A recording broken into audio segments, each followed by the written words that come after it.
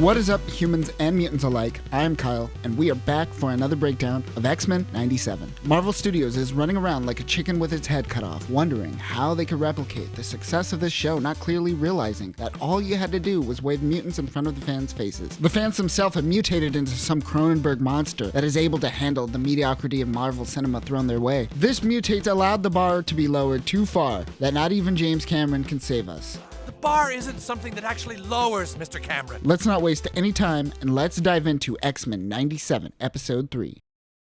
Why does Wolverine show up in the intro naked? Right, game in. Do you think the Shi'ar Empire is into foreplay, or do you think they're just straight to the point?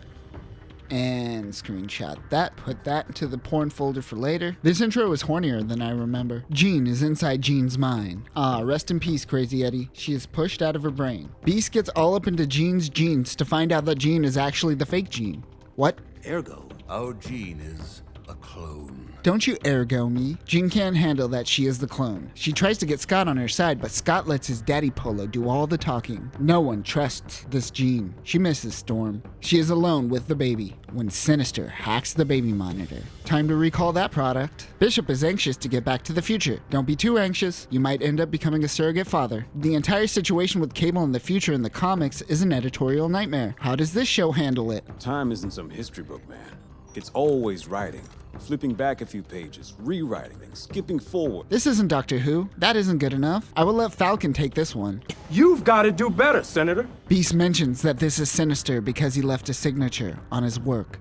What was his signature? Did he sign her genes? Did he draw a sketch? Maybe he carved a little diamond. Sinister hides in the shadows and says that he is daddy now. He wants Nathan. Jean realizes that she is not the real Jean. I guess it's time for a makeover. She burns her Marvel Girl outfit. It's a very blatant metaphor. She decides to go through her goth phase. Morph mentions that Rogue and Magneto are f***ing a lot and pisses off Gambit. Morph hits the shower. What do you think Morph's default genitals look like? Is it a dick? How big does he make it? Is he modest? Is it a vagina? Does he go full Barbie doll? I have so many questions. Oh no, it is Cronenberg Logan. Gambit walks in on Cronenberg Rogue and Magneto. Animation's go-to for body horror always seems to be to go full Cronenberg. I wish we hadn't genetically ruined Cronenberg World beyond repair like we did, and turned everyone into regular, normal people just walking around. Alright, this is a show for kids. Are Jubilee and Sunspot watching New Mutants? The entire mansion is under control of something sinister. Hey, it's Shard, remember her? Yeah, me neither. While everyone is dealing with Cronenbergs, Beast deals with a Miyazaki monster.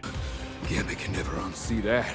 He totally masturbated to that Cronenberg, didn't he? Bishop wants Cyclops to charge him up. He shoots a load on his back, and Bishop himself shoots a load. They're gonna need a cigarette after that. The real Jean comes in and puts the mansion back together with a Jean-gasm before passing out. Madeline Pryor comes in and says her name. Is that all it takes for some of you fans? Just a name drop? Magneto and Rogue come to help. They were too busy f***ing. Morph tells everyone about X-Men Animated Season 2 for the filthy casuals. Sinister took the baby. He wants to turn Nathan into a superhuman by throwing him into the super vaccination disease goo. Did that baby consent? What if he is an anti-vaxxer? The baby gets the disease goo all over it. Morph shows the team Sinister's hideout. They run into Madeline Pryor. Morph turns into everyone's favorite Russian. Sorry, Colossus. She turns Morph against the team. They go full limbo. Madeline proves that telekinesis beats magnetism. She takes one in the back from Cyclops. Why is this boner? Logan helps the real Jean remember who she is. Jean says her body is a wonderland and has a psychic battle with Madeline. Hey, this actually shows psychic battles in a unique and creative way outside of simply putting your hands on your head. It's nice when people try. Are you hearing me, Simon Kinberg? I never thought I would say this, but Psychic Jean Baby saves the day. We get a flashback to episode 1, but it is only episode 3. The power of being a mother wins. Madeline helps the team save the baby. Cyclops hits Sinister with his optic blast. See, this is pretty gnarly. You could do other body horror besides Cronenberg stuff. They free Nathan from the disease goo. Sinister makes his escape. The baby gets the techno-organic virus. Hey, wait, where's the rest of the team? Beast doesn't know how to develop a cure. There was nothing they could do in their time, but there was something they could do in Bishop's time. Oops, Bishop is now a surrogate father. That's too much responsibility. Cyclops doesn't want to abandon his son like his father did to him. Yeah, but your dad is an awesome space pirate, and you are Daddy Cyclops, so it's kind of a win. Jean leaves a psychic voice message inside Nathan's head. He and Bishop head back to the Days of Future Past timeline. Sucks to be them. Madeline heads out on her own path. At least they didn't make Cyclops abandon Madeline after Jean returns like he did in the comics. Probably a good idea to gloss over that one. Meanwhile, Storm runs into Forge. This isn't future Forge though, this is present day Forge. He wants to help Storm get her groove back. In the comics, he invents the gun used by Executioner, which will constantly be used against them. Will they ever learn?